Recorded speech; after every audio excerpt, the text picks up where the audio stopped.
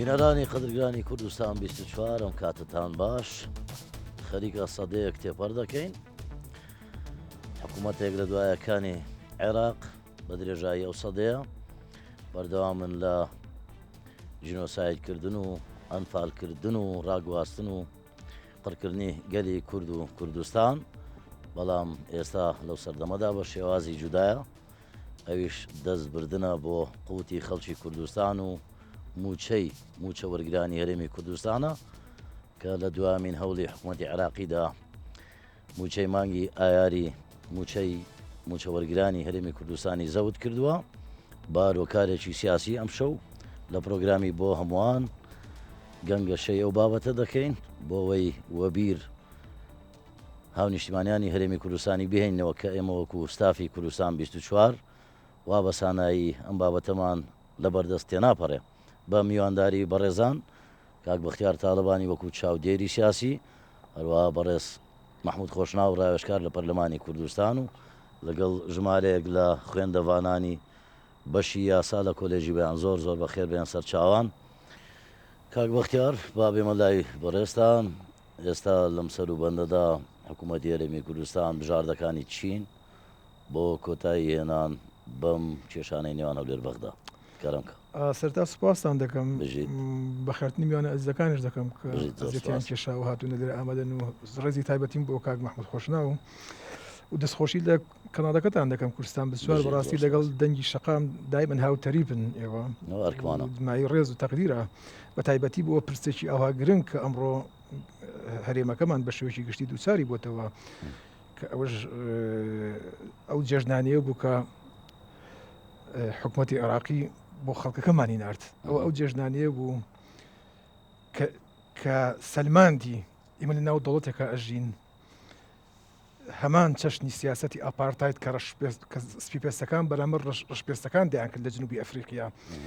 پێیان دەگوت سیاسەتی ئاپارتایت جیاوازی ڕەگەزی لە نێوان ڕەگەزەکان دەکرا، یانی هاوڵاتی پلەیەک و هاوڵاتی پلە دوو هەبوو. ئەگەر لەوێ کارێکە وایە بۆ پلەیەکەکان بوو، ئەگەر هەر دەستکەوت و بەرهەمێکە وایە بۆ پلەیەکان بۆ ڕەشپێستەکان دەبوو دایمەن ژێردەستە و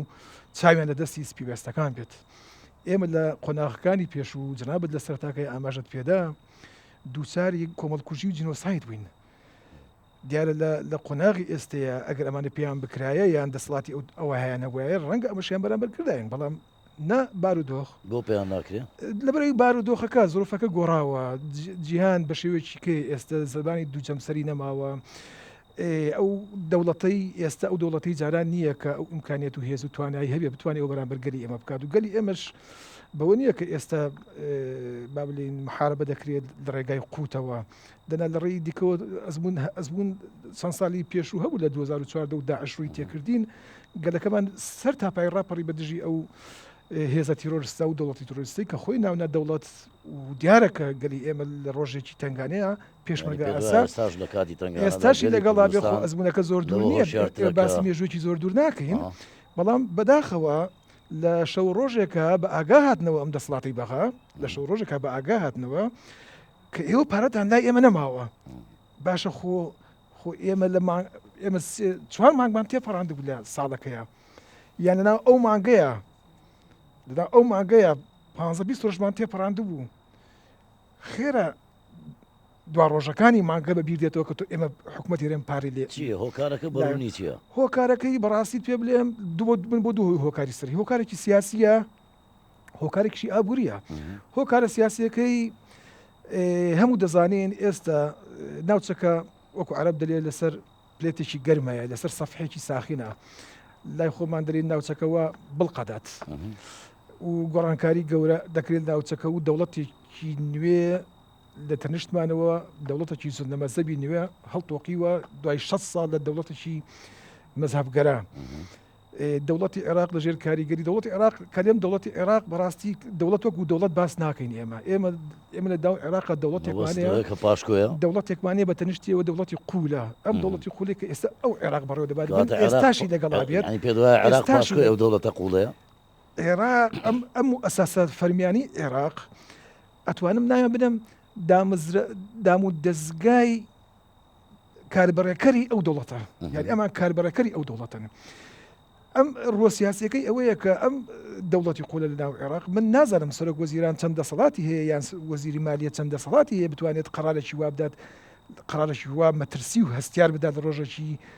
ڕۆژی عەرەفەیە کە تۆ بەیانی بەڕۆ گەلەکەت دنیا هەمووی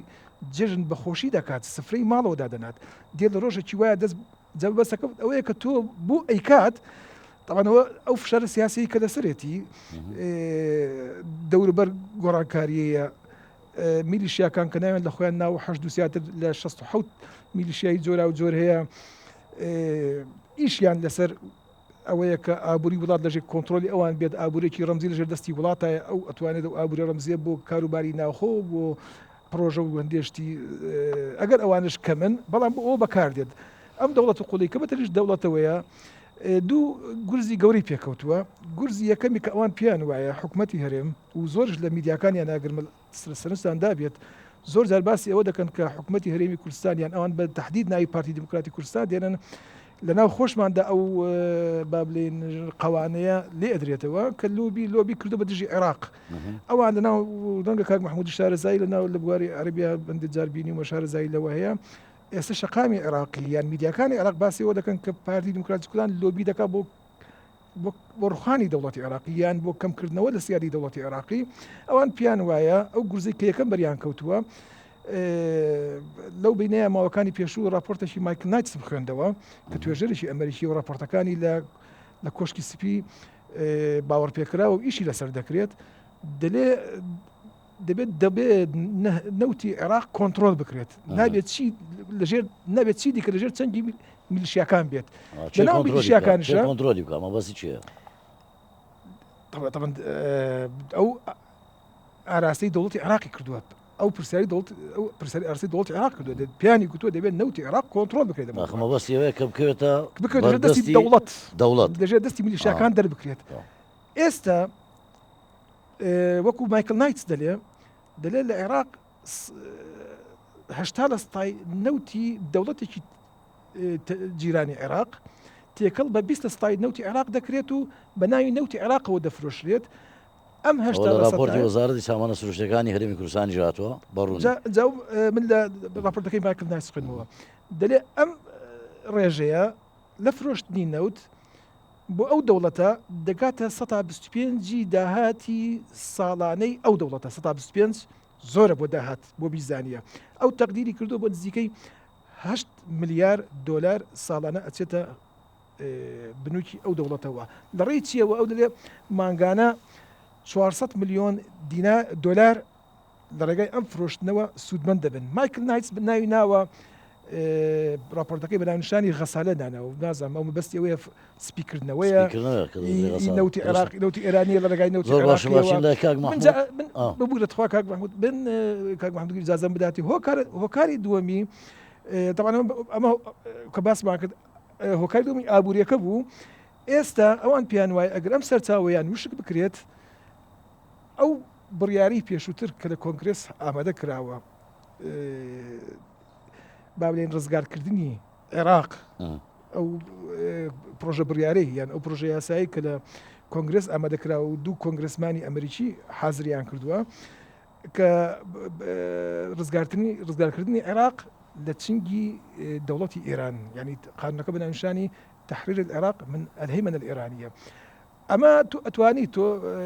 بە شەڕی سارد ئەتوانی تۆ جارێ سەرچاوەکانی ئابوریان وشک دەکەیت دوجار ئەتوانیت ئەم هێزانە بێ ئەوەی شەڕ بکەی بێ ئەوەی لیان دەیت وشکیان پێیان دەکرێت یاننا ئایاننا دڵنیایەوە ئەگەر ئەمڕۆ دەبین وا هەر نەبوو بێتن ئەم شەڕیان بە دژی ئێمە نەکرد بێت ئەم شەڕی کە ئێستا بە دژی ئێمە دەیکەن ئەمڕۆ ئەوەیان پێ دەکرێت دەنا درۆن و موشەکیان بۆ دەناردین بەڵام ئەمڕۆ لەو زروفەیانین لەو بارودۆخەیانین بتوانن موشک تێگرن درۆنمان بۆ بنێن لەبەر ئەوەی هەر موشکێک بەرامبەری دەکرێتەوە باش کاک محمود لەم بارودۆخەدا یەکگرزی چەندە پێویستە لە نێو هەرێمی کوردستان یان ڕوونتر بڵێم هەرێمی کوردستان بینیمان هەموو هەنگاوێکی هاوێشت بەرامبەر بەغداد ڕێککەوتن هەبوو لە نێوانمان لە سەرەتای مانجی دوو بۆەوەی کە ئەم ساڵ موچە بە تەواوەتی دابیم کرێ بۆ هەرێمی کوردستان بەڵام دەبینین بەغداد پابەند نابێت هەر چەندە لە ناوە خۆش دەستێک هەیە وەها لە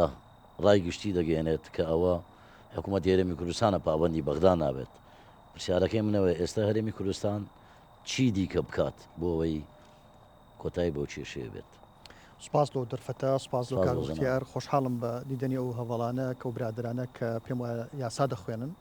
و ئەم بابەتەش ئەوەندەی ڕەهەندی یاسایی هەیە کە قسەی لەسەر بکەین، پێم وایە ڕەهەندی سیاسیش تێدایە. بەتاکی گەنجینەی ناکۆچی نێوان هەرێمی کوردستان و دەسەڵاتەیەک لە دوایەکانی عێراق پڕە کە قسە هیوادارم بتوانم لەم بەرنمەیە فەرموو چەند بابەتێکی سەرچل ناو ئەو گەنجینەیە قسەی لەسەر وڵا پێما خۆشە. ئەمە دوو بەرەمان هەیە. بەرەیەکمان هەیە دەستور و یاسا و دادگایە، بەرەیەکیشمان هەیە هاوکێشە و میزاجی سیاسیە، هاوکێشەی سیاسی و میزاجی سیاسی. دروست. با سەرەتا لەم بەرەیە دەست پێ بکەین. ئەگەر بە دەستوربی دەستور دیاری کردیە لە مادەی نۆتوسەی دەستور لە بوونی دژ و هاودژی خصومە لە بینی دەسەڵاتی فیدرالی لەگەڵ هەرێمەکان و پارێزگاکان شوێنێک هەیە حەکەمە. لە کاتی بوونی خصومە دژ و هاودژی شوێنەکە هەیە حەکەمە. بەداخەوە هەموو بڕیارەکانی حکوومەتی اتحادی و دوا بڕیاری وەزارەتی دارایی لە 28 مانگ و دواتریش نووسراوی وەزارەتی نەوت هەردووچیان حەکەمن و لە هەمان کاتمی خەسمیشن. ئەمە نیشانەیەکی چۆن خەسمەوە ئێستا پێ دەڵم ئەمە نیشانەی مەترسیدارە کە لە ڕووی دەستوریەوە مادەی نۆتوسەی دەستور کە دادگای فیدرالی کردیە بە حەکەم لە نێوان هەر خصومەتێک لە بینی ئەو دوو شوێنە تۆ نابی هەرێمی کوردستان خەسم بی خۆشی بڕیار لە بابەتەکە بدە و ناشکرێ بەغدا دژ و دژ بیان هاودژبی و بڕیار لە بابەتەکە بدە. بۆیە هەردووچیان هاتوونەتە بوونی خەسمی خۆیان لە هەمان کات ڕۆلی حەکەمیشان بینێ. دەستور ئەمە یەکلا کردووە. دادگای فیدرالی کە گوتمان لەو بەرەیە باسی دەستورمان کرد سەدەی مەسەر دەستور سەردارایی طبعاً دەستور کەم و کوڕی نیە هەیە لە گشتەکان سەرکرداتی سیاسی کورد ئەو کات کە دەستوریان نووسیەوە هەیە لە سەرچەکان نووسینەوەی دەستوریان زۆر بەڕوونی و بە جوانی و بە ڕێکوپێکی لە بەرژەوەندی دەوڵەتی نوێی عێراق داڕشت و دەستکاریکردی دەقە دەستوریەکان ئەستەمە چکە لە مادەی 142 هەموارکردنەوەی دەستور بە ڕێکارێکی زۆر کە ئەوە پێ دەڵێن یعنی دەستورە جامد ینی دەستورەکەمان قیچەک زەحمەتە دەستکاری بکەس درستە سێ پارێزگا ئەگەر ڕەتی بکاتەوە درستەسی زەحمەتە تێپەڕێندرێ بۆی ئەستەمە دەستور بەو مەزاجە سیاسی عێراق بتواندرێ هەموار بکرێتەوە بۆیە پەنا بۆ چ دەبردرێ بۆ یاسا باسی دەستورمان کرد دێنە سەر یاسا لە دارەی تخوا بمورە مەبەست ئەوەیە عێراق ئەوەی کە دەیکات لە ڕێی دەستورەوە دەرەقەت هێرێمی کوردستان نات. بەڵێ ئەودا ئەستەدێمە سەر یاسا بۆ لە یاسا هەمووان دەزانی زۆرینەی یاسایەکان پێویستیان بە 50 زایدیەکی پەرلەمانە. کورد ئەو ڕێژەی نییە لە ناو ئەنجومەنی نێرانی عێراق تا بتوانێ مسۆگەری شوێن پەنجەکانی خۆی بکات جێ پەنجەکانی خۆی بکات لە هەر یاسایەک لە یاسای کارژێری دارایی و دەست پێ دەکەم ناسمە سەر یاسای بودجا لە مادەی 29 یاسای کارژێری دارایی دەڵێت و ئەوەل المەبالغ یعنی ئەو پارانە دەجێڕدرێنەوە لە 150 داهات پێیان دەگوترێت داهاتی فیدرالی دیقەت دەن 100 چەند 50 ئەوە دەبی هەرێم بیدا بە عێراق بەڵام پرسیارێک ئەوەی عێراق چەند دەدا بە هەرێم هەموو ئەو شوێنانی عێراق دەیدا بە هەرێم لە خۆراک لە دەرمان لە پشک لە دامەزراوە فیدرالیەکان لە بودجا لە باشترین حاڵەت 12.7 بووە لەو ساڵانەی ئاخیر ئەوەش نادا بۆیە پەنای بۆ یاسای کارژێری دارایی ئەو کات قسەمان لەسەرەوە کرد کە یاسای کارژێری دارایی یاسایەکی منصف نییە یاسایەک نییە بتوانی ئینسافی هەرێمی کوردستان بکە بەڵام بە زۆرینە تێپەڕندرا. یاسای بودجا 23 24 25 ئەم یاسا لە مادەی 11 12 13 لە مادەی 11 بدعەیەکی تازە هەبووە کە پێ دەگوترێ ئینفاقی فعلی. ئەو ئینفاقی فعلیە بۆ هەرێمی کوردستان دروست نییە چکە دەسەڵاتی فیدرالی لە عێراق حکوومەتی فیدرالی ناتوانانی ئەو بڕەپارەی خەرج بکە بۆ ئاوادانکردنەوەی شوێنەکان بە تایبەتی لە ئەبوابی استیسماری باسی تەشغیلی ناکەم تەشغیلی سابتە ئەوەی بەکاربەر بەڵام ئەوەی کە پەیوەندی بە ئیستیسماریەوە بەکاری نانێن زۆربەی پارەکان دەگەڕێنرێتەوە ینی دیقەت بدە لە 120 ملیار دیناری عێراقی چەندی خرج کراوە لە ساڵێکی دارایی کەمتر بۆیە پەنای بۆ ئەوە برد ئەمە بۆ بەستیتەوە لە مادەی 11 لە مادەی 12 بە هەمان شێوە ئەمە بۆ بەستیتەوە لە هەناردەکردنی 400,000 بەرمیل داهاتی نانەوتی تەسوێت لە 2004 لە 2022 لە ڕووی یاساییەوە هەرێمی کوردستانی دەتوانم بڵێم بەستەوە بە کۆمەڵێک مادەی یاسایی و تایپەڕێنرا و کورد نەیتوانی لە لژنەی یاسایی چکە زۆرینەی نەبوو نەیتوانی لە هۆڵی پەرلەمان چکە زۆرینەی نەبوو یاسایەکە تێپەڕی بەدڵی کورد نەبوو یاسایەکە بەڵام تێپەڕی یاساش عیبرەت لە یاسا ئەگەر لە دادگای فیدرالیش کە پێی دەوترێت دادگای فیدرالی سەروی هەموو دادگاکانە کوردو ئەندامی هەبووە باقیدی هەمووی ئەو جێخدەوەستە دادگاش لەوێش کەمینە کە یاساکە تێپەڕێ بەو شێوەیەش تۆ یاسا چیە عیبرەت لە جێبەجێکردنە تو یاسا بدەی بڕیار بدەی ڕێکەوتن بکەی عیبرەت لە جێبەجێکردنەکە ئەم شتە جێبەجێ نەکرا وێڕای ئەوە لە پاش پاریس غرفەی تحکیم پاریس لە مانجی 2023 لە مانجی 4 وەفدێکی حکوومەت هەرێمی کوردستان دەچی بۆ بەغدا ڕێک دەکەوی دەڵێ کاکە ئەمە لەو دقەیەوە داهاتی برێن نەوتی هەرێمی کوردستان تەسلیم بە سۆمۆ دەکەم و ئەمە لەسەر ئەو ڕێکەوتنە 11 ملیۆن بەرمیلمان ڕادستی سۆمۆ کرد طبعا لە یاسای بودجە دەڵێ ئەگەر نەتوانی بۆ جیهان بیبەی بۆ دەواازەیەکتر بۆ دەواازەیەکتر نەتوانی بۆ ناوخۆ بەکاری بینە ینی ڕێگەیدانەیە بەڵام ئەوەشیان نەکرد نەک ئەو کاتی کە خۆتان بێ بوومە لەرزەیەک لە تورکیا ڕوویدا کۆمەڵێک تورکیا عوزری هەبوو بەڵام ئەو دەیتوانی بە شوێنشکە بەکاربین بەڵام نەیکرد 11 ملیۆن بەرمیلیان برد تێچوو 1 بەرمیلیان نەدا بە هەرێمی کوردستان تێچوو 1 بەرمیلیان نەدا بە هەرێمی کوردستان ئەمە کۆمپانیا تو ڕێکەوتن لەگەڵ کۆمپانیەکانی کردی و لێ چوارچەوەی ئەپیکۆرن ئەتو ڕێکەوتنت هەیە لەگەڵ کار لەگەڵ قەیوان لەگەڵ گروپەکانی ئەپیکۆر تو ڕێکەوتنە گرێبەست هەیە و العقد شريعة متعاقدين يعني عقدك شرعي متعاقدين بۆیە ئەویش پەخرە 2000 دادگای فیدرالی لە 21/2/2024 پار بڕیاری 224 موحیداتی 229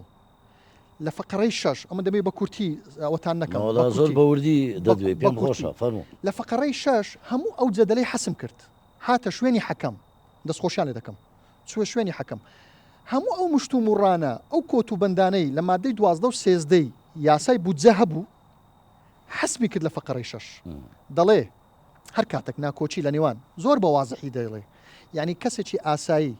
عربی بزانی بیخینتەوە هیچ ئەوەی تێدا نیە یعنی هیچ تعقیدی تێدا نیە هیچ ئالۆزش تێدا نیە دەڵێ لە بوونی ناکۆچی طبعا ئەوە بە پێی دەسەڵاتی خۆی لە مادەی 93 دەستور فقرەی 4 و 5 کە ئەوی کردێ بە حەکەم دەڵێ بوونی هەر ناکۆچێک لە نێوان حکوومەتی هەرێمی کوردستان و حکوومەتی فیدرالی لەسەر چی بە تهدید دەڵێ لە یاسای ژمارە 13 ساڵی 23 یاسای ژمارە 13 ساڵی 23 چییە یاسای بودجێ یاسای بودجێ دەڵێ و بە تایبەتی مادەی 12 و 13 مادەی 12 و 13 چێ کاک بەختیار 12 و 13 داهاتی نەوتی نانەوتی قەرزی TBI تەسویەی 20 لە بۆ 23 هەموو ئەوانەی تێدا دەرێ ئەگەر ئەوانەش ناکۆچی لەسەر ئەوانەش هەبوو ناکرێ ببی بە هۆکاری سەرەکی پێنەدانی موچەی فەرمانبەران مەدەنی عسکەری خانشینان مەدەنی عسکەری تۆڕی ڕعای اجتماعی حەسمی کرد کەواتە خۆیان دژی بڕیار لە فقرەی دوو هەمان ئەو طبعا ئەوە زۆر فقراتی تدایە لە فقرەی دوو هەمان ئەو بڕیارە باسی مادەی 4 دەستور دەکات مادەی 4 دەستور ڕێگە بە ئەوە نادە تەمیز هەبی لە نێوان عێراقیەکان بە هەر هۆکارێک دەری وەلی ئەی سەبەبکان لە ئەی سەبەبکان ینی بە هەر هۆکارێک یعنی من دەڵێم تو نابی لێرە بڕۆی بە هەر هۆکارێک نابی بڕۆی ئەوەشی حەسم کرد بەڵام بەداخەوە 2028 مان کە دێت ئینجا ئەمە لەو بەرێ دەچینەوە کوێ دەچینە بەرەکەی ترکە هاوکێشەی سیاسی و مەزاجی سیاسی کاک بەختیار بەشێکی باس کرد بەداخەوە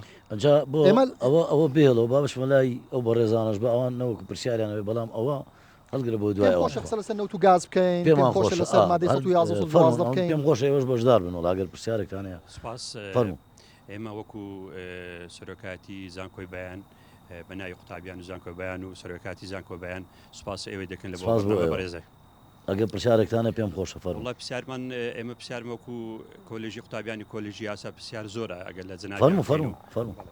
پرسیاری ئەومان هەیە ئەمە لە فقرەی مادەی 121 دل المحصلة الاتحادية وليس انتفاق أو بسياركم دوم بسياري دوم شاندی هەرێمی کوردستان فترەگرەوەی پێشتر ئینتفاقی کرد لەگەڵ حکوومەتی فیدرال کە بودجەیەک تەرخان کرێ لە بۆ لجنانی سیاسی لە بۆ کیمیاباران بەڵێ لجنانی سیاسی کیمیابارەکان ئەوانە تەرخان کران ئەو بودجە بۆ خۆیان دانا بۆ خۆیان پاشگەز بوون لە بودجەیی دەرێتمە تەمویل ئایا ئەو مادەیە چیلات زۆر سپاس دەست خۆش بێ ئێستا وەڵامتان بدەن کار بە خێراگەداری و ڕێکەوتنانەی والله من بڵێن بە قانونەکەی بۆ محمود بەجێ دەدەم بەڵام من باسی ئەوە دەکەم یەکێک لەو خەڵانەی کە بەڕاستی ئەو شەڕی کە ئەوە من هەمیشە ناوم ناوە ئەو شەڕی کە بەدژی ئێمای کەن شەڕی بڕێنی قوت و موچەی خەڵکی کوردستان شەڕێکی براوە بۆ 14 ساڵە لە 2014 11 ساڵە ئەم شڕیان دەگەڵ ئێمە کردووە توانیانە لە ڕێگەی ئەم شەڕەوە دەستبەرداری کۆمەڵێک مافەکانی خۆمان بین دەستبەرداری کۆمەڵێک با بڵێن مافی دەستوری خۆمان بین یەکێک لەوانە ئێمە دەستبەرداری ئەو قەرەبووکردنەوەی خەڵکی کیمیابارانە ئەنفالە گوندەکانە کە لەو مادەی کە باسی کرد لە مادەی کە باسی کرد بڵێ ئێمە مافی خۆمانە داوای قەرەبووی ئەوانە بکەین بەڵام ئێمە ئێستا هەموو کێشەی ئێمە کورد کراوە لە موچە ئێمەی دەستبەرداری تەنانەت کۆمەڵێک دەسەڵاتی فدرالی هەرێمی کوردستان کردووە ئێوە جەنابتان یاساین و لە کۆلیژی یاسا دەخوێنن کاک محمود کەسێکی یاساییە ئێستا ئەمە هاتوونەتە ناو کۆمەڵێک وردەکاریەوە لە کوردستان دەسەڵاتە فدرالیەکانی هەرێمیشیان لە قاڵب داوە تۆ دەوڵەتی فدرالی بۆی نییە بێتە ناو بنچوو بنەوان و وردەکاری میزانی هەرێمی کوردستان چۆن سەرف دەکرێت بۆ چێ سەرف دەکرێت چێت تەرقیە کردووە چێت فەسڵ کردووە ئەمانە وردەکارین ناکرێت ئەمە لەلایەک لەلایەکی دیکەوە پێدوانێت لە ناو خۆدا دەستێک هەیە لەلایەکی دیکەوە آخر من باسی ئەوە دەکەم ئەوت پێ بڵم ئەوەت لەبیر چوو باسی زۆر شتی دیکەت کرد باسی ئەوەت نەکرد کە توانیویانە لە ناو خودی خۆشمان ئەم شڕی دەگەڵ ئێمە دەکەن توانیویانە ئاشتی کۆمەڵاتی لە ناو هەرێمی کوردستاندا کەنە ژێر مەترسیەوە توانیانە سەقامگیری سیاسی لە هەرێمی کوردستان توانیانە وا بکەن کە دوو حزب لە کوردستان ناتوانن بێک و کۆبنەوە و دڕدۆنگ بن لە یەکتری لەوەی لە هەمووی زیاتر توانیانە کۆمەڵێک فیگەر و هەڵتۆقی و خەڵکی سیاسی وا دروست بکەن ببێتە پابلیک فیگەر و دەغدغەی خوتوکەی هەست و دەرونی خەڵک بکات یعنی ڕۆژانە برین خوێ بە برینی موچەخۆردا بکەن توانیانە وا بکەن کە ئەمەیان دەڵێن بەداخەوە ئەم قسەیان دەکەم توخوا بە یارمەتی خەڵک بێتە سەر شاشە بە ئاشکرا دوای 100 ساڵ خەبات بڵێ وڵا با بچینەوە سەر بەغدا ئەمەیان کە لە هەمووی ئەمەیان کە لە هەمووی ناخۆشترا وای کردووە بەداخەوە قسێ دەکەم بۆی وایم واش نەبم بەس بەداخەوە کە دەکەم ئەوەی کە دەیبینم وایە وای کردووە هەندێک جار کەڵکەڵەی جاشایەتی و خۆ بەدەستەوەدان و ینی کەڵکەڵی با بڵێم خیانەت لەناو تاشی کووردا زیندوو بکاتەوە بەڕاستی ئەمە بەترسیە یعنی توانیانە بەم شەڕی کە دەگەڵ ئێمە کردیان لە ماوەی ئەو 11 ساڵەیە شیرازەی کۆمەڵ تێکدەن وایان کردووە لە هەر دانیشتێکە و کۆبوونەیەکە لە نێوان گەنجێکە پیرێکە پەکەوتەیەکە کە دائنشین مشکلی سەرەکی و گەورەی ئێمە بۆتە موچە باسی دیکە نییە باسی ئەوە نییە تۆ پێویست بە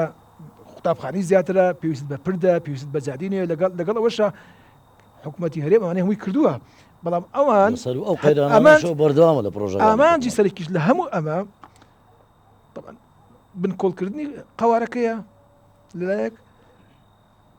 لەلایەکی دیکە یعنی ئەوەی کە بنکۆڵیەکە من بەستمەوەیە لە ناوەڕک هەرێمی کوردستان لە ناوەڕک بەتاڵکەنەوە حکوم زاتێک کارتونەکەی جاران لەلایەکی دیکە ئامانجیانەوەی هەر لە ڕێگای ئەم خەڵکەوە هەر خەڵکی کوردستان خۆی من پێشتر قسێکم بۆ کاک محمود کرد جاران ئەمە یەکێک لە سوودەکەی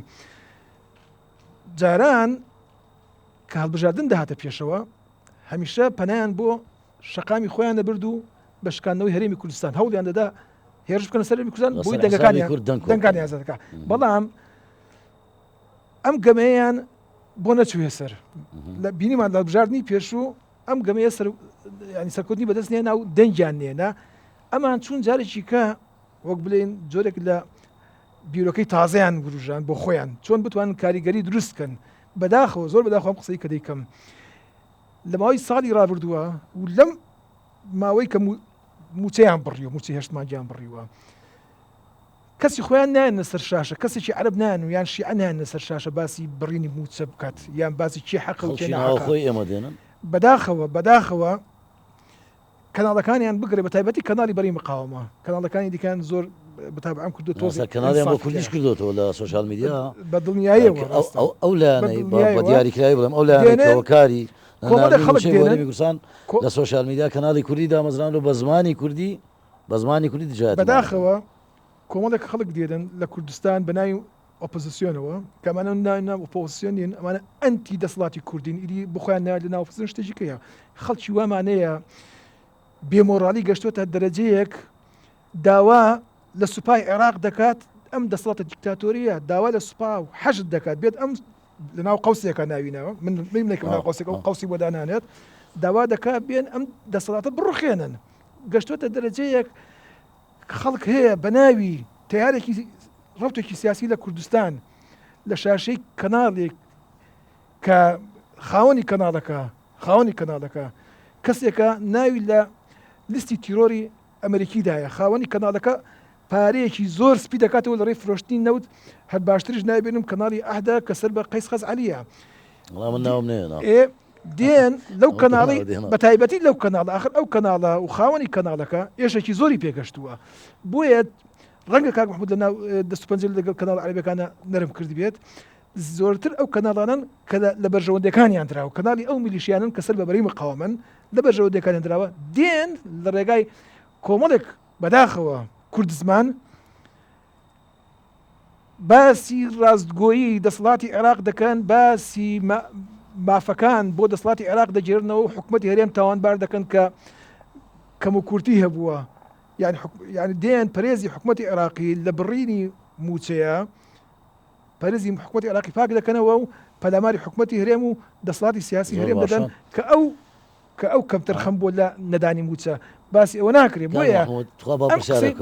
ئەمە زۆر گرنگە ئەم کوردانی کە قسە دەکەن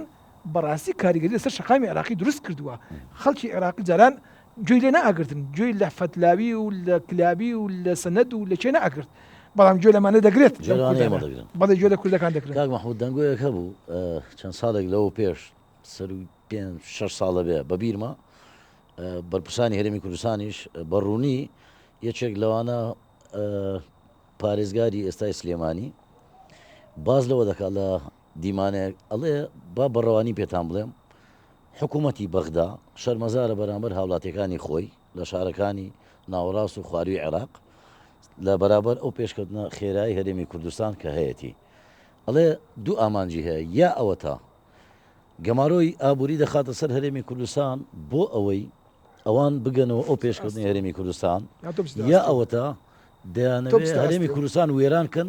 وەکو وێرانەکەی ئەوان ئەتۆ دەڵێ چی وەکوی باسم کرد لە سەرەتا گەنجینەی ناکۆچە لە نێوان ئەم دوو حکوومەتە ئەم دوو ئاراستەیە زۆری تێدایە لە پرسیارەکەی مامۆستا دەست پێ دەکەم و دێمە سەر پرسیارەکەی جەنابەت مادەی 120 دەستور دامەزراوە دەستوریەکانی هەرێمی کوردستان دام پێدانەوە دەسەڵاتی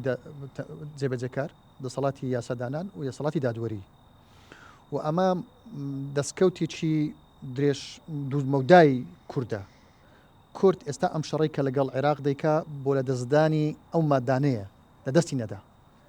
ئەم مادانە پارێزەری قوارەی هەرێمی کوردستانن و هێلی بەرگری یەکەمن بۆ ئەوەی ئێمە نەگەڕینەوە قۆناغی مرکزیت لە عێراق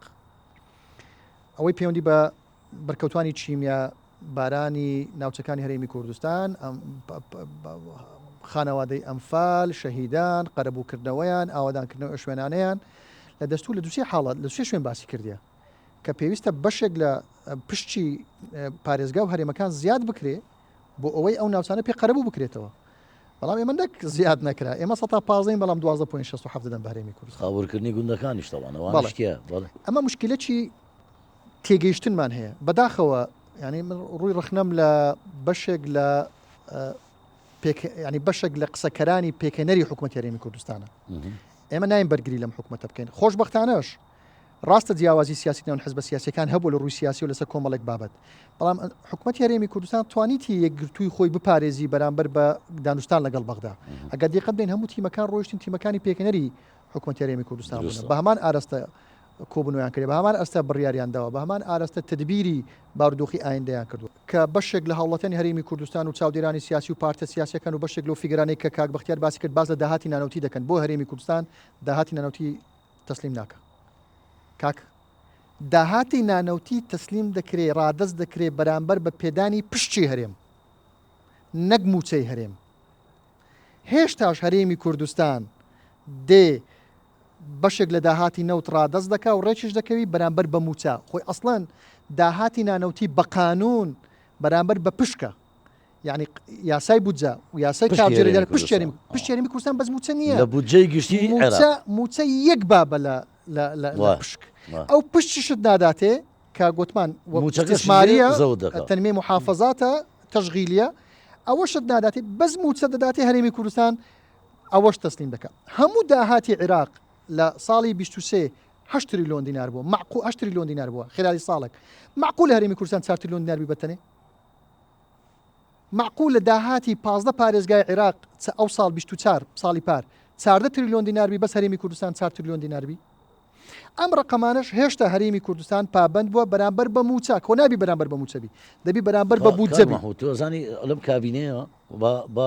قسە بکەین ینی حقیقەتێک هەیە ئەچی سەردانی دام و دەستگاکانی حکوومەتی هەرێمی کوردستان دەکەی ئێستا هەمووی بۆتە ئەلکترۆنی کە تۆ پارە دەدەی مامەڵەی دەوایری حکومی لە کوردستان هەمووی بە ڤیزە کارت و بە دراوی ئەلکترۆنیە یعنی لە ڕێی بانکەکان یعنی ئێستا خۆم مامەڵەم هەبوو لە دەوایری حکومی یعنی ئەوە هەمووی شەفافە داهاتانە کۆکرێتەوە دیوانی ڕقابەی مالی ئیتحادی لەگە دیوانی ڕقابەی مالی هەرێم چاودێری دارایی هەردووچیان بێکەوە ئەم لیستی موچان ئامادەکردێت بەڕێ سوودانی لە شوێنێک دەڵێ هەرێمی کوردستان موچەی نییە بودجەی هەیە باشە ئەگەر موچەی نییە بودجەی هەیە جەنابەت بۆ داوای لیستی موچە لە من دەکەی داوای بۆ داوای تەوتین لە من دەکەی جەنابەت بۆ داوای کارتی نیشتیمایی لە من دەکەی جەنابەت لۆ باسی ئەمەکەی ئەسڵان لە مادەی 13 دووەم بە لە قانونی لە یاسای بودجە بەڕوونی باز دەکە دەرێ سەرۆکی ئەنجومەنی وەزیران دەبی تەداخل بکە ئەگەر موچە ئەو لەوێتی نەدرای بۆیە کاک حوسێن ئەمە یعنی ئەم کێشەیە ئەمە باسی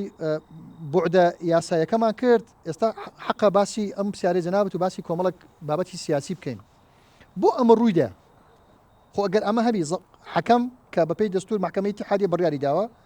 دەستور ڕێگە پێنادا ئەسڵەن ئەو قەراری محکەمەی اتحادیە بخینەوە کە 16 لاپەڕەیە بیخینیەوە یعنی باسی شعوری خۆشەویستی وڵات دەکات دەڵێ ئەگەر تو موچە نەدەی بە هاوڵاتی هەرێمی کوردستان شعوری ئینتیما لە وڵات زەعیف دەبی خۆشەویستی وڵات زەعیف دەبی حەقی هاوڵاتی بوون نامینێ مافی هاوڵاتی بوون نامینێ یعنی یەک دینێ ئاماژە پێدا ئاەتی قورئان هێناتەوە حەدیسی پێغەمبەر صلی الله علیه و سلم هێناوەتەوە دەڵێ ئەمانە ئەگەر نەکەی ئەتو نابی وا لە هاوڵات باشە بە کورتی وەڵامدەوە بەرامبەر ئەوانە چ بکە ئێستا هەرێمی کوردستان چ بکە ینی بە ئاەت بە حەدیث هەر خۆیان دەینووسن و خۆیان پابند نابن عەرەب قسە چیە دەڵێن دینه من ئەفواههم ڕێکەوتنەکان خۆیان پابند نابن ئێستا کوردستان لەوە زیاتر چ بکە من پێم باشە ئەو پرسیارەکە جەنابەت باسیش پرسیارەکەت کرد با لەسەر پرسیارەکەت تێنەپەڕم بەر لەوە باسی تەوتین و هەژماری بکەم توخوا بەس کاتم زۆر کەمە دەمێت ئەو قسەیە زۆر دەکرێت زۆر لەسەر تەوتین و هەژماری دەکرێت ئەو دادگایە خۆی عدولی لە قەراری خۆی کرد لەسەر تەوتین ئەو دادگایە لەو قەرارە و لە قەراری پێشتریشی دەڵێ دەبیت تەوتین بکرێت لە بانکە فیدرالیەکان لەسەر سکاڵای سەرۆک کۆماری عێراق لەسەر سەرۆکی ئەنجومەنی وەزیری دارایی و سەرۆک وەزیرانی عێراق خودی ئەو دادگای فیدرالیە دەڵێ ئاساییە تەوتین بکرێ تەوتین چیە بە بانکی کردن بە بانکردن بکرێ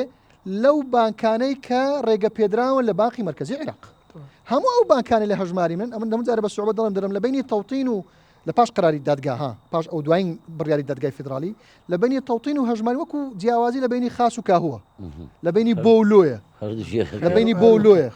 لە بینی خار و ئاروان هیچ ئەوەی نییە ئەوەی سیاست ئەمە چ بکەین لەو بارودۆخی ئێستا هەمانە طبعا شتێک باز دەکەم ساڵی 91 کە ڕاپەڕینی خەڵکی هەرێمی کوردستان بوو هەر ئەو بەغدایە هەر ئەو بەغدایە یەکەم جار نیە ئەو بڕینی موچەیە هەر ئەو بەغدایە دامەزراوەکانی خۆی کێشاوە و موچەی هەرێمی کوردستانی هەموو بڕی موچی هەرێمی کوردستانی هەموو بڕی بەرامبەر ئەسەد لە ڕۆژئاوا کشایەوە بەشار ئەسەد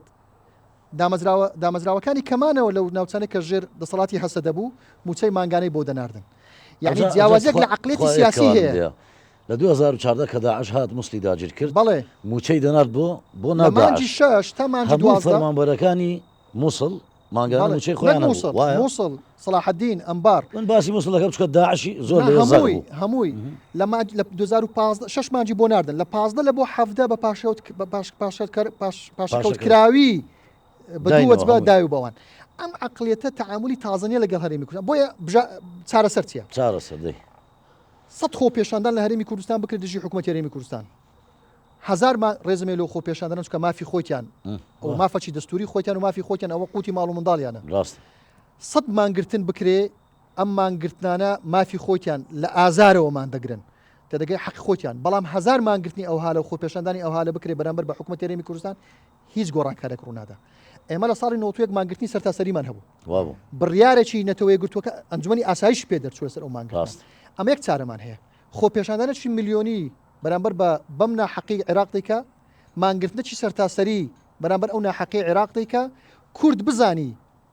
چێ هۆکارە هەر ئەم کەلتور و ئەم قسەیە سواوە دووبارە نەبیتەوە بۆ ڕادەز ناکەی داهاتی ناوخۆ بۆ نەفت دەفرۆشی کاکە ئەمە گرێبەستمان لەگە نەوت کردیە یعنی خۆ ئەمە حلمان بۆ دانا با مەجالێکی میوانەکان بدەم تخوا ئەگەر ئێوە بەشدار بن چکە کاتم کەمەوە با حەقتان نەخورێ فەرموو سوارێک لە بۆ کاک بەختیار کە دەستخۆشی و بەرنامەتان لێەکەم بەڕاستی زەرورە بەرنمەیەوە بژیت وەکو چاودێرێکی سیاسی نەوەی دوا ڕۆژ جیلی داهاتوو کە ئەستان هیچ پەیوەندی بە سیاستەوە نییە ئەوەندەی ببینم ئایا لە 2014ەوە تا ئێستا بڕینی موچە و لە 1970 بۆ 12 و یعنی ئەو شتانە ڕووی داوە ئەگەر بێت و سیاسەتەکان هەروەها بە بەردەوامی شەڕمان لەگەڵ بکەن لاوااستر نابین دەستخۆشی لەکەم بۆ پرسیارەکەت باسی جیلی نوێت کرد زۆر بەداخەوە بەشێک لەو شڕی کە لەگەڵ ئێمە یاکراوە ئینتیما هەر بۆ ئینتیمای تاک بەڕاستی لاواز کردو ئەگەر نەلێم کوشتویەتی لە ناو ناخی تاکە ڕۆژانە ئەم چەمکو دەستەواژانە کە دووبارە دەکرێتەوە و نەود ئاودیو دەکرێت نەوت بە تەهریب دەفرۆشرێت و دزی هیوچی و گەندەڵی هەتا دوایی کە باز دەکرێت خۆ هەموو دنیا ڕەنگە بەشێکی ڕاست بێت بەس لە هەموو دنیا ئەوایە بەڵام ئەوەی کە من یعنی واد لێ دەکان دەجار ئەم دابەشبوونەی بەڕاستی دابەشبوونێکی فەرشی دروست کردووە لە ناو هەرێمی کوردستان ئەم دابەشبوونە بەڕاستی من نایبینم وازوو بە ئاسانی چارەسەر بکرێت ئللا اللهم ئەگەر لە ناو ئەم گۆڕانکاریە گەورەیەدا کە هەرێمی کوردستان ئەتوانم بڵێم خۆشبەختانە دەسەڵات لە هەرێمی کوردستان یان لە هەولێر بە تایبەتی نزیکە لەو بلۆکە و دژبەری ئەو گول بلۆکە نییە جۆرێک لە دابەشبوونی دروست کردو یان دوو ئاراستەی لە هەرێم دروست کردووە ئاراستەیەک بەرەو زیاتر تەسلیم بوون و زیاتر ئەوەی کە بەغدا ئەوی بیدە و زیاتر ئەوەی کە داواکاری هەیە نەوتە بیدە لیستی موچەیە بیدە تەوتینە بیکە هەنجە باسی تەوتین دەکەن بەڕاستی خەڵکی بێسەواد هەندێ باسی تەوتین دەکرێت برا ئەوە تەوتینمان لە بەیانیەوە کرد ئەگەر حکوومەتی هەرێمی کوردستان داهاتی ناوخۆ یان داهاتی نەوتی و نانەوتی یان ئەگەر ڕێککەوتنێک لەگەڵ عێراق نەبێت تۆ بار حسابت لە تەوتی نابێت حکوومەتی عێراقی ئەگەر تۆ پارەی نەدەیتێ ئەو دێ پارە بکاتە سەر ژمارەکە دەناو تەوتین ئەگەر لە سلێمانی بی ئەگەر لە هەر شارێکی کوردستان بین بۆیە ئەم دوو ئاراستەیەکە ئاراستەیەک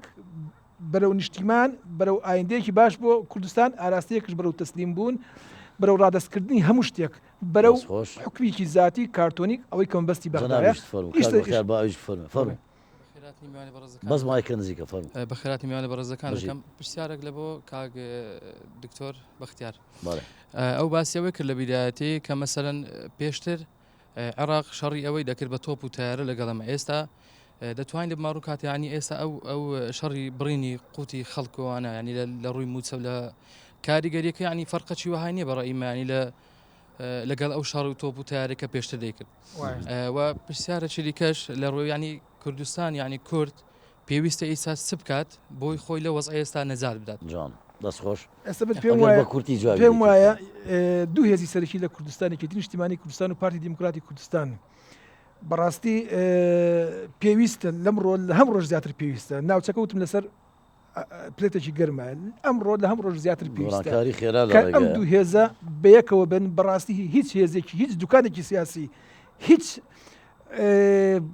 ئەم فیگرانی کە باسم کردن ئەمانێک کە خۆیان هەراز دەکەن بیان چاوەڕی بەخشیشەکەن لە بەخاوە هیچ هێزێک کاریگەری دروست ناکاتگەریەکێتی و پارتی زۆر بەدڵسۆزانە بەیەکەوە ئێمە گۆڕانکاری لە پێشە ڕەنگە هەڵبژاردن بکرێت یا ڕەنگە نەکرێت بەڵام هەڵبژاردنش کە بکرێت بەڕاستی ئێمە بەیەکەوە هەموو کوردستان قازانجەکە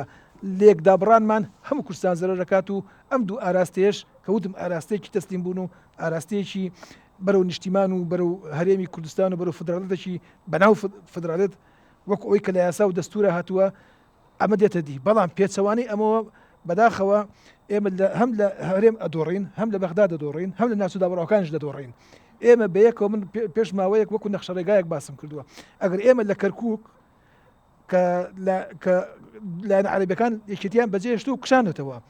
ئێستا باشترین کات ئێمە لەگەڵ یەکێتیا بتوانین شاری کەرکووکمان دەستکەوێتەوە نەکو ئێستا پۆستی پارێزگارمان هەیە لە کەرکووک شارەکەمان نییە بەس ئێمە کە بەیەکەوە بووین شارەکەمان دەستەکەوێتەوە لە هەمان کاتە ئەگەر یەکێتی نیشتیمانی لە مووسڵ هاوکاری پارتی بکات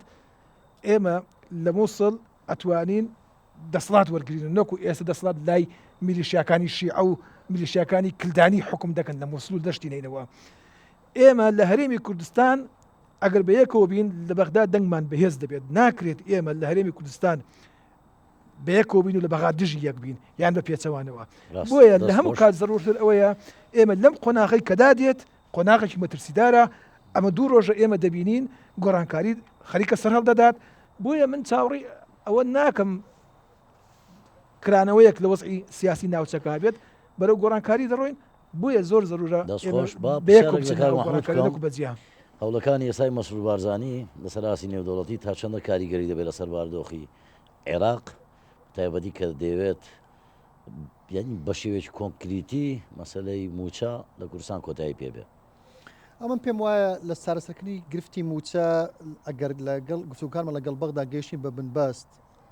و هاوتەریب لەگەڵ ئەو ڕێکەوتنانەشمان لەگەڵ بەغدا پێویستە حکوومەتی هەرێمی کوردستان طبعاً بەڕێز مەسرور بارزانانی و کاقوبات هەردووچیان سەرۆک و جێگیری سەرۆکی ئەنجومەنی وەزیران و تیمی ئەنجومەنی وەزیران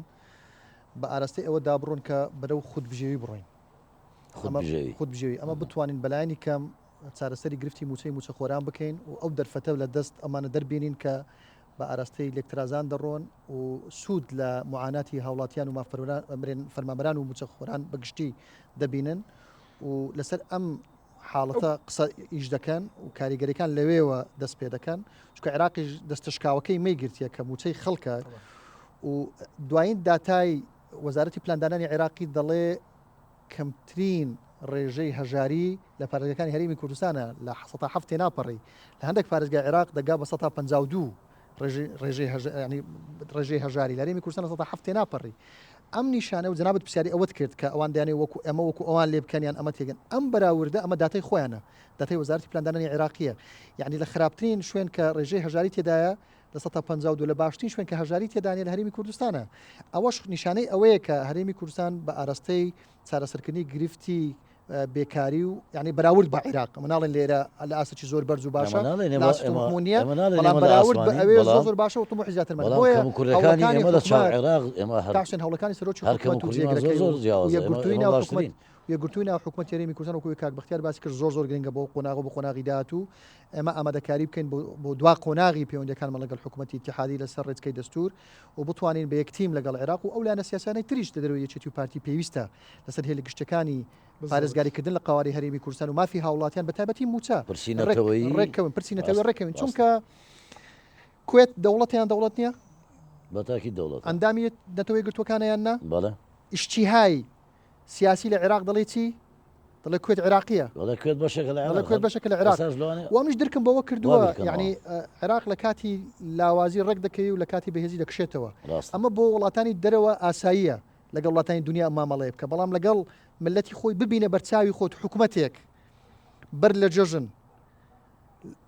دێ موچەی خەڵک دەبڕ یعنی حکوومەتێک دێ مامەڵە لەگە خەڵک دەکا خۆ لە ئەسڵدا ئەگەر ئەوان ڕاز دەکەن دەیانەوێت خەڵک هەرێمی کوردستان سزا بدەن بە گریمانە هەرێمی کوردستان کەم تەرخەمە بە گریمانە کەوانە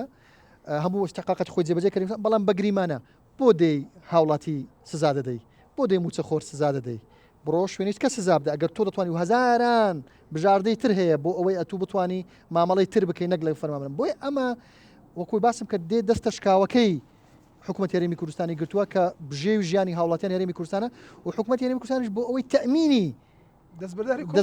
تەمینی ئەو موچەیە بکە بۆ هاوڵاتیان هەموو شتێک دەکا یعنی هەموو تەنازولێکی کردو بەڵام پێم وایە ئێستا گەشتە قۆناغی ئەوەی کە ئێمە بڵێن بەسە بڵێن بەسە ئەمەش بەچی دەکرێت کاک حوسێن پێم وایە ئەمە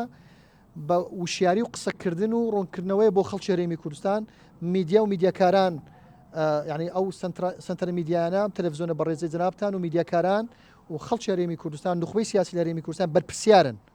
بەرپرسیارن لە بۆ ڕوونکردنەوەی ڕاستەکان ئێمە ناڵێن دیفاع لە حکوومەتی هەرێمی کوردستان بکە بەپێی قانونی خۆ خوا پرسیارە بکەم منێک هاوڵاتی کوردم خەڵکی هەرێمی کوردستانم ئەگەر بەرگری لە حکوومەتێکی کوردی بکەم شەرمە شەرم نییە بەگریمانە تۆ حقت باسکە خۆی بەرگریە سەرڕای هەموو کەم و کاکەستان بەرگریم لە حکوومەت هەرێمی کوردستان نەکرد ڕاستەکانم سەرڕای هەموو کەم و کوڕەکانی حکوومەتی هەرێم بە هەموو حزبەکانی کە بەشدارن لێی بۆ شەرم بێ ئەمن کوردم بەرگری لە حکوومەتی خۆم بکەم هەوڵاتی هەر وڵاتێکی دیکە هیچ شەرمیە بەرگری لە حکوومەتی خۆی دەکا ئەگەر دیکتاتۆر بێ ئەگەر نازانم چی بێتە ئاخری بۆ منێک شەرم بێ هەوڵاتێکی کوردی مەبدەکە بوو سەردەمی کاکوشێن مەبدەکە بوو سەردەمی ماوتیسۆن کە دەیگۆ صراع ووحدة العمل من ملانێمان دەبی بەڵام یەکگرتن دەبی لە وحدەی کار پێم وایە ئەمە بۆ کورد زۆر باشە ئەمە بتوانین لە داهاتوو ئەم یەکگرتنی جنابەت باس کرد ئەمە ئێستا باسی احتیفام لە حکوومەت هێرم نەکرد من باسی دەستور یاسا بڕیاری دادگای فیدرالی شەوەی مامەڵەکردنی هەولێر و بەغدا خۆی لە خۆی قسەکانی من دەستە خانەی بەرگریکردن لە حکوومەت هێرمی کوردستان ئێمە ناڵێن وەرە بە کوێرایی بەبێ بنەما بەبێ دەستور بەبێ بڕیار بەبێ ئەوە بێ قسە لەسەر حکوومەت هێرمی کوردستان بکە بە باشترین زۆر قسە لەسەر ئەو دووبارەی دەکەمەوە ئەوەی مەوزوعی تهریبی نەوت بە قەساخبردنی نەوت من ناڵێم نییە هەیە بەڵام ئەگەر عێراق دەیەوێ ئەمە کۆتایی پێبینی بە پێی بڕیاری هەیەی تحکیم لە غورفەی تیجاری دەولی پاریس بە پێی ڕێککەوتنی مانجی نیسانی 2023 نێوان حکوومەت هێرمی کوردستان و حکوومەتی اتحادی بە پێی یاسای بودجا بە پێی قەراری دادگای فیدرالی بابێت دەست بە هەناردەکردنەوەی نەوتەکە بکە و ڕێگربی لە بەردەمی ئەمە نەوتەکە بە قاچاق ببین یعنی ئەم خۆی نایەوێ نەوتەکە بەو نەخنەش لێ دەگری بۆیە لە کۆتایی بژاردەی بەردەمیمەوە کۆی باس بکە لە سەرای بژاردەکانم کە ئەم مانگرتن و خۆپێشاندانەیە و یەکگرتووی حکوومەت هێرمی کوردستانە بەڵام وشیارکردنەوەی خەڵکی هەرێمی کوردستانیش لە ڕاستیەکان وشیارکردنەوەیان لە مەترسی ئەم ئاراستەیە کە بەرەو هەرێمی کوردستانی گرتووە ئەم ڕۆموچەیە بەیانیشتی ترە ئەگەر لێرە هەڵوەستێک نەبێشتیترە بۆیە من هیوادارم ئێمە بەدەر لە جیاوازی سیاسی بەدەر لە جیاوازی بیرکردنەوەی سیاسی بەدەر لە ئەجندای سیاسی ئێمە ئەجندایکی نیشتیمانیمان هەبێ بەهێ لە نیشتیمانەکان بتوانین بەرگری لە خۆمان بکەین بەرگری لە خۆمان بکەین و دووبارەش نەکەینەوە ئەم داهاتی ناوخۆ و داهاتی نەوتی و تەوتین و هەژماری من هەمووی دەیکە حکوومەت هێرمی کوردستان بەڵام وەکو جەنابەت باس کرد ئەگەر وەکو بەخێر باس کرد ئەگەر ئەم تەمویل نەکا ئەو دەڵێ پارەت نەماوە ئەو دەڵێ پارەت نەماوە کاک بەختیار لە سی چرکەدا دوهامین پەیامت بگەێنە چکە بەرنامە پەیام ئەوەیە من ئەوڕۆ شتێک سەرنجی ڕاکێشام ئەوەی کە پیرەمێر دەلێت وەفتی کوردستان میلەت فرۆشان هەرزەوی چیلی شاری خامۆشان ئەم ڕۆژان یەک چۆتە بەغدا بەناوی مامۆستایانەوە ئەوەیە مفارەکە ئەوەیە پارادۆکس کە من باسی دەکەم وڵە باسشم کردوە سیر لەوەیە وەزیری دارایی عێراق دەلێت ئەم دوو خاڵم بۆ جێبەجێ بکەن من موچەکە ئەنێرم باش ئێوەتان پارە نەماوە نووسراوەکەی 28 مانگ نەماوە باشە تۆری پارە نەماوە بەچی موچەمان بۆ ئەنێرێت یعنی بەڕاستی ماهی پرسیارە ئێوە چوونە دەی ناپرسن تۆ کتابێکت داوا کوردێتەوە نامەیەکت نردووە کە هەرێمی کوردستان تا مانگی نیسان پارەی هەبووە و لە مانگی ئارەوە تا مانگی دوازە پارەی لای ئێمە نەماوە باشە خێرە چوار مامۆستا ئەچن لە سلێمانیەوە بۆ بەغدا پێیان دەلێت ئەمە زیاتر تیارکردن و شەحنکردنی خەڵکە بە دژی حکوومەت و دەسەڵات و ئەم شتانە بۆی بێنەوە کەرەستەیەکیان پێ بێت آخر ئەم کەرەستەیە کە ئیشی لەسەر دەکرێت وەڵام من پەیام هەمیشە ئەوە بووە ئێمە چەکی بەهێزی ئێمە بۆ شکاندنی ئەو چەکەی ئەوان کە بە دژی ئێمە بەکاری دێنن یەکریزیە یەکریزیش بەڕاستی من پێ دەڵێم